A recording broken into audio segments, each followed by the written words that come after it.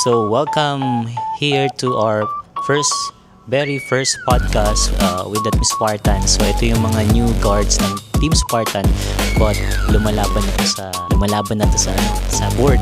So yan. So first and foremost, magpapakilala muna ako. I'm Eric Pacaira. So I'm a assistant sales manager na here in Mega World and I'm some of the members of Team Spartan. So pakilala muna natin. Anong name mo? I'm Ken, sir. So, thank you for having me here. So, I'm Gra from Team Spartan, Sir Eric. So, lalaban tayo hanggang sa dulo. So ito, very random lang tong podcast na to or interview na to. So I don't know what to ask kanila but siguro simulan natin. So kamusta kayo ngayon dito sa sales? Kamusta kayo sa pagpasok niyo ng sales? First time niyo ba to? Ikaw muna, Ken. Kumusta? So, yung word na yun, sobrang napaka-importante para sa akin. Kasi pag kinakamusta mo yung tao, parang sinasabi mo na concern ka sa kanya. May care ka sa kanya. So, thank you, Sir Eric, kasi may care ka sa amin. Yan, di ba? So, yun, kumusta?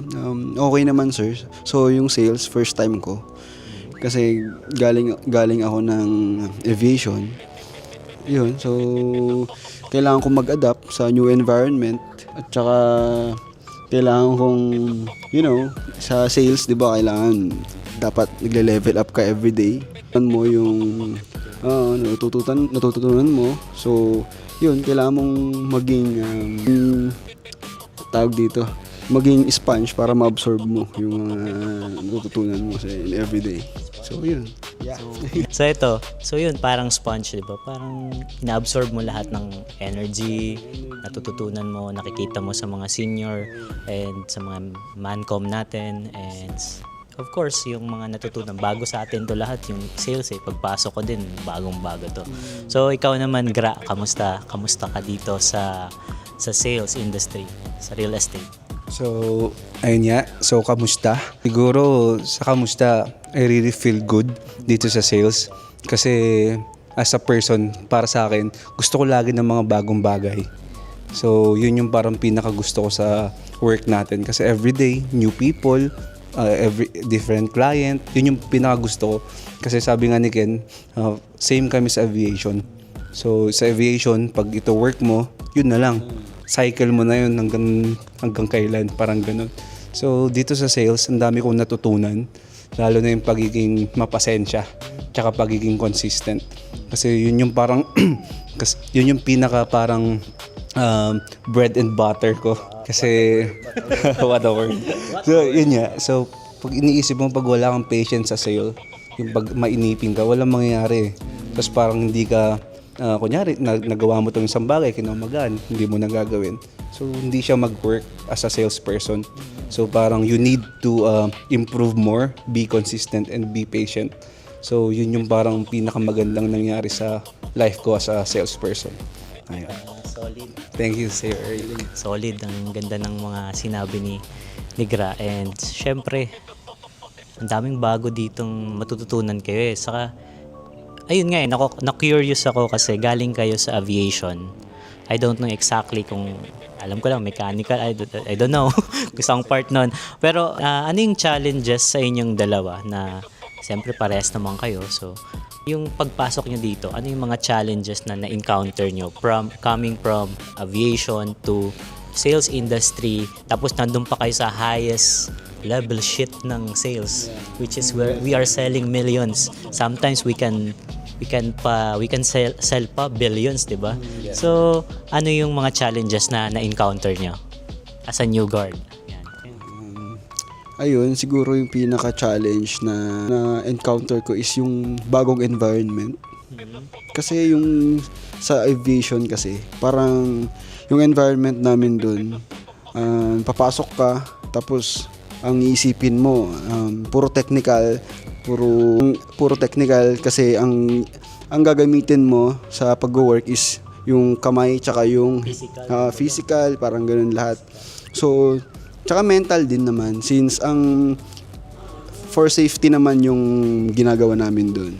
And ayun, nag-transition sa sales. So bigla akong nanibago. Parang yun yung pinaka-challenge niya sa akin siguro sa ngayon. Yung parang nanibago, paano ako mag-adapt, paano ako magiging salesperson, ganun. Kasi in the first place naman, hindi ko alam talaga yung gagawin ko. Ganun, parang ganun. So yun lang. Yung mga challenges mo.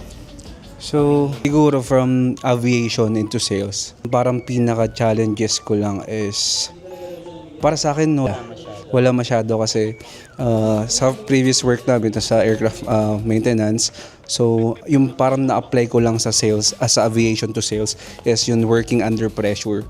So kasi sa sales, yung pressure sa atin talagang dikdikan mataas yung pressure. So yun yung parang pinaka na-apply ko sa work ko dati. Kasi pag sa aviation, kailangan may time kang sinusunod. Time management, lahat, kailangan matapos mo sa oras na to, ganun. Dapat lahat, Mas organized yun, diba? sir, ganun siya. Kasi once na parang na-delay yung aircraft, millions na agad yung babayaran. So, ganun siya. So, feeling ko, pinaka-challenges ko lang sa sales is, wala talaga. Ang healthy kasi, ang healthy so, Enjoy ka kasi. ang healthy sobra. Kasi yun sa parang previous work ko dati, bayabasan, ganyan, yabangan sa field. Dito, yung mga kasama mo, puro positive, ang healthy ng environment. So yung parang nakikita ko na, shit, hindi ako maano dito. Hindi ako parang malolomoral o maninibago kasi ito yung environment na hinahanap ko. So, ayun na. Ang parang bago lang pala. Meron palang millions na kondo. Kasi alam ko 2 to 4 million lang. May kondo ka ng 3 bed. Pero dito mga 50 million, 79 million. May ganun pala. So ayun. Na-adapt. Totoo sir. Na nagbebenta ka ng millions. Yun. Wala. Diba? Hindi ko alam talaga. So yun na. Sobrang level up yung nangyari sa life ko nung pumasok ako sa sales. So very thankful kasi nahanapan namin tong opportunity na to. Ayun. So sa challenges siguro kung ano man yan, kung basta gagawin mo yung best mo, alam mo lahat Yun yung parang ano ko sir. Solid. Thank you. Yan, thank you, Gra. Sobrang ramdam ko nag-enjoy ka talaga sa sales and yun, ramdam ko actually sa inyong dalawa. Kumbaga sa team nyo parang yung energy is nagbabibrate Energizer kayong dalawa Like parehas kayong lalaki, mga makukulit, diba? Tapos yung energy nyo nagsisynchronize with the team So ito naman. So, ano sila? Team Spartan sila. So, ang manager nila si Sir Jake Angeles. So ito, may question ako. Paano niyo i-describe si Sir Jake? So, isa-isa. Start tayo sa'yo. Sinong gusto mo una? Describe niyo si Sir Jake. Try to make it short or sweet or kayong bahala. Sige, sigra muna.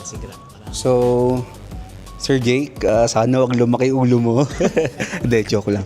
So, Sir Jake is, grabe siya maging leader. Kasi nung pumasok ako sa sales, para akong baby talaga Wala akong alam. So lahat, pinakain niya lang sa akin, sinubo niya lang sa akin. Lahat ng, parang lahat ng idea, lahat ng alam niya.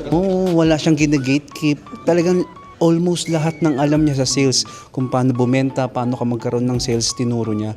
So, pinaka-best manager na ano ko sa entire of my career.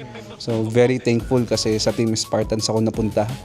Kasi merong solid na, hindi lang solid sa sales, hindi lang solid bumenta, solid dong minum. Yung pinaka-favorite ng mga sales mo. So, yun. Wala akong masabi kay Sir Jake kasi pag work, so lang yung life. Kasi, yun nga, sobrang believer ako ng yin and yang. So, parang sa buhay namin or sa umiikot sa sales yung life namin ngayon, balance lang talaga. May time sa work, may time sa tropa, may time sa inom. So, ganun siya. Kasi dati nga sa amin ni Ken, sa previous job namin, sir, wala talagang life. Walang life. Ano lang, work lang. Wala, may pasok pa rin, sir. So, ayun. Yun yung pinaka-describe ko si Sir Jake. Para sa akin si Sir Jake, in one word, ano siya, hindi siya manager, leader siya. Sir Jake. Yun yung one word na describe ko sa kanya. Kasi leader, ang daming nakapatong dyan na word Di ba? Pag sinabi mong leader, parang yung mga parang head ng family, parang ganun. Ikaw yung leader, head ng basketball team, ikaw yung head ng kung anong team pa yan, parang ganun siya. Kasi hindi niya hinahayaang mahuli yung isa sa amin. Sabay-sabay dapat kaming, parang ganun, sabay-sabay dapat kaming makabenta, may mabenta. Yun nga, yung lagi niyang sinasabi laging sinasabi niya sa Division 5, na dapat activated lahat. Yes. Diba, parang ganun. Importante yun. Walang may iwan. Parang ganoon yung lagi niyang pinaparamdam sa amin. So sobrang thankful, grateful sa kanya dahil lahat ng alam niyang techniques, alam niyang way para makabenta is sinasabi niya sa amin. So yun yung feeling ko na sobrang grateful ako dahil si Sir Jake yung napuntahan ko ngayon. Ayan. Ayun, ano pa ba? Nawala na yung mga questioning ko. Ganda. So ito. Question ba tayo? May naisip ka kayong question? So, see you on the part 2. So, ayun. So ito, this is, ba tawag This is just dito? the beginning. So, Beginning. Episode 1 podcast with these guys na mga poging sales. Siyempre kasama ako dun.